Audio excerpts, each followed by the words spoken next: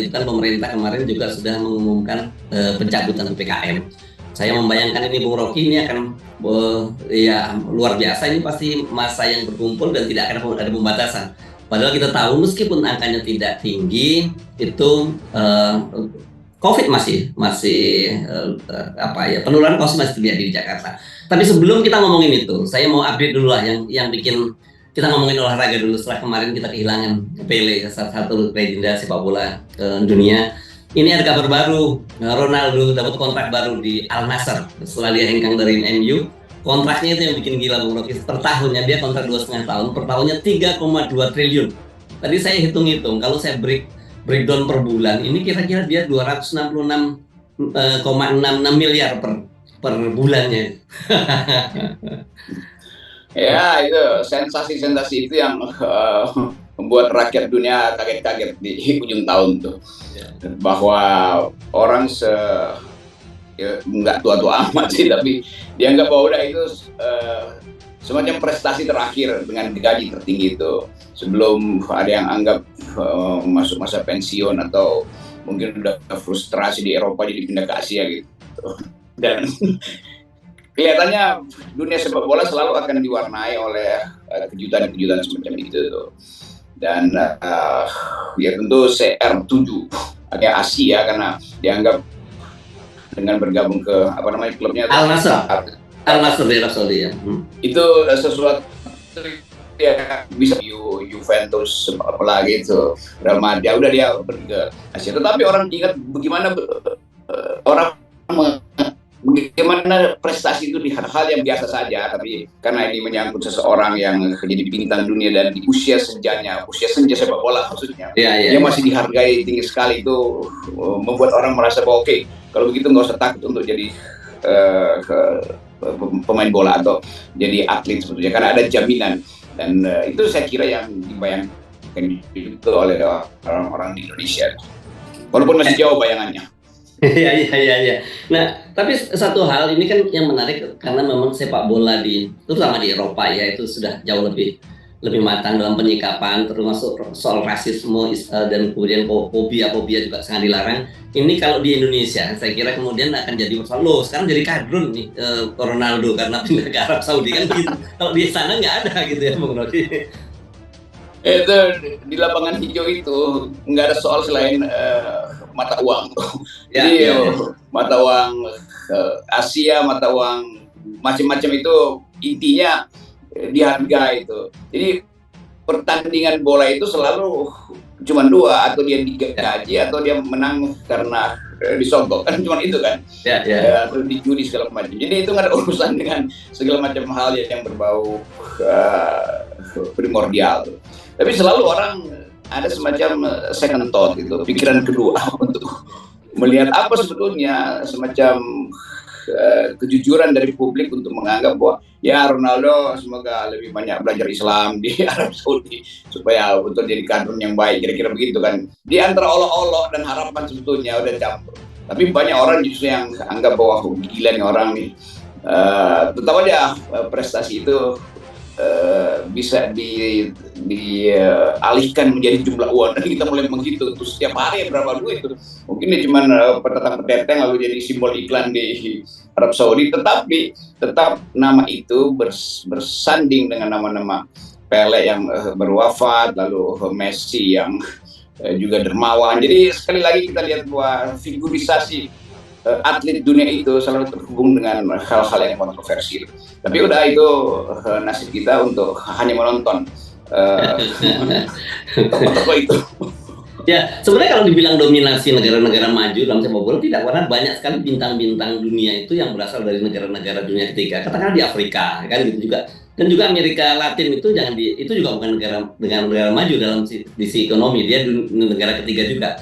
Tetapi mereka bisa menghasilkan orang nama-nama besar semacam itu. Saya kira itu pasti kita mesti belajar dari sisi bagaimana sebuah negara atau pemerintah menciptakan environment yang sehat untuk dunia olahraga. Ya itu kan, itu artinya ada klub-klub yang memang diasuh secara profesional. dan selalu dibayangkan begitu masuk klub itu sebetulnya masuk korporasi itu, dan orang lebih mampu untuk melihat fungsi dari korporasi itu untuk menghargai prestasi itu. Kalau di sini korporasi artinya komisaris itu, bukan bagian yang kita bayangkan keunikan dari setiap klub sepak bola. Jadi Indonesia tentu kita sebenarnya lebih punya kemungkinan untuk produksi lebih banyak karena jumlah penduduk kita besar betul. Tapi ini soal profesionalisme, soal perhatian negara, dan yang lebih penting soal gizi sebetulnya tuh. Dan orang yang kekurangan gizi ya memang mungkin dia kuat aja lari-lari karena karbohidrat. Tapi kalau proteinnya nggak ada, otaknya nggak bisa menghubungkan antara kaki dan kepalanya tuh. Karena sepak bola artinya kakinya itu secekatan cara dia berpikir tuh. Jadi satu paket lengkap sebetulnya mesti disiapkan. Kalau kita ingin Indonesia itu dihitung paling nggak 1 dekade ke depan ada yang masuk dalam klub-klub bergengsi itu. Ya. Saya sempat pernah membaca kenapa ya pemain sepak bola kita ketika pada usia belasan tahun itu jagoan. Karena kita banyak dulu kita kenal program Primavera dan sebagainya, ketika bertanding di Eropa bisa mengalahkan pemain-pemain yang seusia dia, yang sama gitu ya. Tetapi ketika kemudian mereka sama-sama beranjak dewasa, pemain kita kualitasnya menurun. Ternyata itu faktor tadi yang Anda sebut tadi. Kita terlampau banyak karbohidratnya gitu. Jadi memang lagi kenceng-kenceng lari. Tapi ketika usia bertambah, itu otot dan apanya dan tulang-tulang kita itu tidak tumbuh cukup kuat karena ya diisinya cuma karbohidrat gitu. Orang Indonesia kan sekarang makan mie instan dengan nasi gitu. Ya mungkin karena itu kita bikin food industry supaya lebih banyak karbohidrat di. Ini juga satu paket kebijakan negara. Apa kita mau food industry itu betul-betul hanya untuk demi beras, demi makanan karbohidrat tuh. Nah, mengalihkan itu ke dalam pola konsumsi tentu butuh penyesuaian peradaban, penyesuaian kultur kan. Tetapi khusus buat atlet kan mestinya ada menu yang dirancang dari sejak sekolah dan pendidikan atlet itu kan banyak sekolah-sekolah yang dari awal tuh. Tapi selalu pemerintah menganggap ya atlet itu kan udah berbawa nama bangsa, udah bangsanya yang terangkat, atletnya ditinggalkan. Jadi cara berpikir itu tuh, atlet itu dia melekat harusnya seumur hidup, sehingga usia produktif dia itu bisa diperpanjang dengan nutrisi yang bagus dan penghasilan yang memadai itu. Kan banyak betul yayasan-yayasan yang sekarang justru dibuat untuk membiayai atlet-atlet tua yang sebetulnya belum tua-tua amat, tapi prestasinya udah hilang gitu kan. Dan pemerintah nggak pernah peduli lagi, begitu medali dikalahkan di lapangan bola ya udah dianggap urusan dia lah hidup sehari-hari. Padahal dia harusnya dibayangkan sebagai bagian dari bonus demografi kan, mestinya diasuh dengan baik itu. Jadi atlet-atlet kita itulah sebetulnya sumber dari bonus demografi kita di bidang olahraga. Tetapi kebijakan negara sepertinya mengabaikan potensi mereka untuk menghasilkan Indonesia yang diingat paling nggak di wilayah Asia lah. Itu sebetulnya yang kalau kita Pak Jokowi mau reshuffle kabinet, ya mungkin pertimbangkan untuk semua para menteri itu jadi menteri olahraga aja dulu. Ini kelihatannya kalau saya baca-baca Erick Thohir yang mau jadi ketum PSSI gitu. Mungkin fokus aja sebagai ketum PSSI, jangan dia jadi ketum PSSI itu sebagai tempat untuk nyari suara juga kan. Itu juga kadang-kadang berupaya untuk masuk di dalam organisasi profesi untuk dapat biodata baru supaya bisa dipamerkan ketika tahun politik kan, itu soalnya tuh. Nanti setelah tahun politik selesai ya udah dia balik lagi pada kenikmatan sebagai pejabat, bukan lagi sebagai pembina olahraga. Itu kan masalah kita adalah selalu pejabat itu dijadikan ketua dan jabatan, jadi bukan karena perhatian khusus, dan itu yang membuat banyak klub-klub olahraga kita itu berantakan karena nggak diurus dengan visi yang kuat. Bukan visi sebagai politisi, tapi visi seorang yang memang menginginkan prestasi itu dihasilkan oleh kemampuan mengkombinasikan antara gaji, nutrisi, dan intelektual dari si pemain. Ya. Oke, itu jadi renungan kita tentang sepak bola, karena kita cuma bisa bercerita tentang pemain-pemain sepak bola dunia, tapi kita belum bisa bercerita tentang sepak bola Indonesia. Karena kontribusi pemain sepak bola ini kan udah profesional sekelas Ronaldo dan lain-lain, apalagi kalau mereka ini orang yang sangat dermawan, itu luar biasa kan. Kita catat misalnya di Liga Inggris itu ada Muhammad Salah dari Mesir, kemudian Sadio Mane dari Afrika, saya lupa nama negaranya, itu luar biasa, Senegal atau saya lupa ya.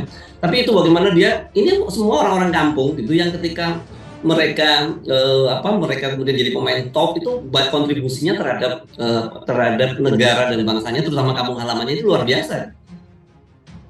Lalu ada semacam bukan balas budi tapi etika yang ditanamkan bahwa sportivitas di dalam sepak bola atau olahraga umumnya itu harus menghasilkan solidaritas di dalam kehidupan sosialnya. Saya kira itu buat Indonesia mencukupi diri sendiri atau keluarga sendiri aja belum bisa nih. Ya.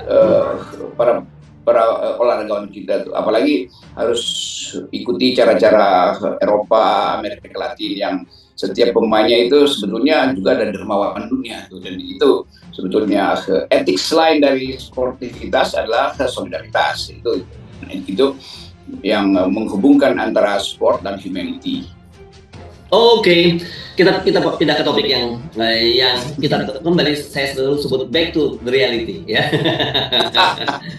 Kalau tadi kita ngomong di awang-awang, sekarang mari kita kembali down to earth, kembali ke bumi Indonesia tercinta ini yang baru saja dinyatakan oleh Pak Jokowi, kita bebas PPKM. Itu artinya sebenarnya PPKM itu orang boleh berkumpul, tidak ada pembatasan lagi, orang bebas menggunakan masker dan sebagainya. Tetapi saya kira kita perlu mengingatkan gitu bahwa ancaman penularan COVID itu tetap ada gitu. Bahkan di belahan negara lain, di dunia lain, termasuk Cina yang asal mulanya COVID itu sekarang juga terjadi gelombang baru. Apa sih ini? Kalau namanya itu infeksi virus dari COVID ini ya.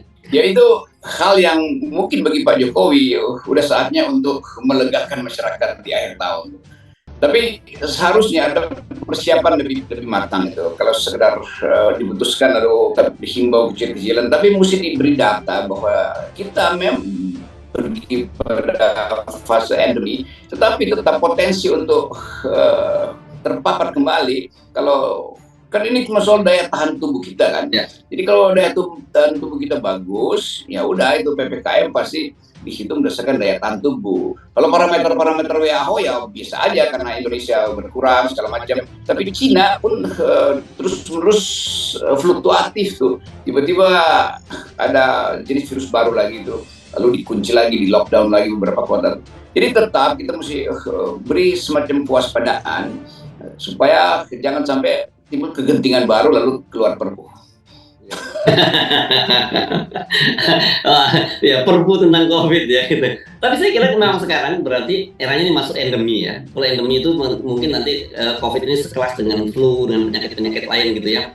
Dan pengalaman kita kemarin selama menjalani masa pandemi itu kan ada habit baru yang berubah pada kita, terutama lifestyle kita, gaya hidup kita, bagaimana kita berkomunikasi orang, termasuk juga menggunakan masker itu ya. Saya sih teringat jauh sebelum ada COVID ini, kalau kita lihat di Jepang gitu, terutama di kendaraan umum itu warga kan terbiasa menggunakan masker itu di sana. Iya, itu di Jepang begitu tuh. Kalau di Nepal, di Kathmandu itu setiap hari nggak ada COVID orang pakai masker karena debu kota itu tuh.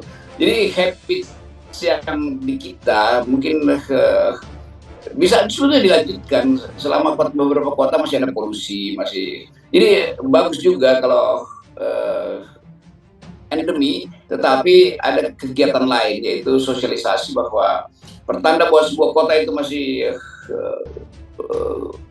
polusinya tinggi, maka orang masih lalu lalang pakai masker, sehingga wali kota atau gubernur di situ akan merasa malu tuh kalau orang masih lalu lalang pakai masker, lalu dia mulai bikin kebijakan betul-betul bukan udara yang sehat. Itu bagus juga. Jadi Pak Jokowi mestinya bilang aja COVID kita selesai, tapi polusi di beberapa kota masih kan. Nah, itu pakai suatu teguran halus pada pemimpin di daerah tuh. Jadi pemimpin daerah juga mengerti bahwa ditegur oleh presiden tuh. Tapi kalau apalagi kalau pemimpin daerah itu diangkat oleh Pak Jokowi yang sekarang lagi giat-giatnya kan. Pak Jokowi kan hobinya ngangkat pemimpin daerah tanpa melalui pilkada supaya bisa diatur misi politiknya, bukan misi ekologinya. Ya. Oke. Pandemi berakhir, tapi tentu saja kita menghadapi situasi dunia yang uncertain ya, yang tidak menentu ke depan ini. Dan walaupun gitu ini yang nggak enak, nanti kita topik kedua yang kita bilangin soal konflik Ukraina dan Rusia yang selalu dipakai justifikasi oleh pemerintah Indonesia. Tetapi realitasnya lepas dari ada konflik Ukraina dan Rusia, memang dalam situasi negara tidak menentu, terus kemudian utang-utang negara juga, utang pemerintah juga semakin meningkat. Saya kira tetap saja kita memasuki tahun 2023 nanti dengan penuh kewaspadaan. Betul ya, setelah COVID berhadapan dengan krisis ekonomi dunia itu. Jadi ya mungkin ada kemeriahan, tapi daya beli tetap turun tuh. Dan itu berimpact juga pada kebahagiaan akhir tahun. Seolah-olah oke, silahkan bergembira, iya, tapi duit jajan anak-anak tuh buat akhir tahun nggak ada, karena ibu-ibu, mak-mak tahu bahwa belanja tetap berat di dapur tuh. Jadi satu upaya untuk kita di akhir tahun melihat bahwa problem kesehatan itu terkait dengan problem ekonomi itu. Jadi poin-poin semacam ini yang saya kira di tahun 2023 ke depan itu akan harusnya jadi tema kampanye. Tapi nggak ada lagi orang yang ingin kampanye karena si calon yang tadinya siap-siap dengan ide merasa kok ngapain gue kampanye kan kalau nama gue nggak ada di dalam daftar orang. Jadi komplikasi-komplikasi itu yang kita hitung kembali nanti di tahun 2023. Oke, selamat menyambut tahun baru 2023. Mudah-mudahan tetap saja saya kira di akhir tahun kita terus harus punya optimisme bahwa akan lebih baik lagi, Indonesia lebih baik lagi. Tetapi tidak hanya sekedar harapan, tapi harus diwujudkan. Dan salah satunya kita ingatkan, kalau mau Indonesia berubah menjadi lebih baik harus berani bicara, speak up, gitu ya. Speak up yang kita tunggu-tunggu adalah ketua-ketua partai mestinya ngomong tentang 0%. Speak up. Speak up 0%.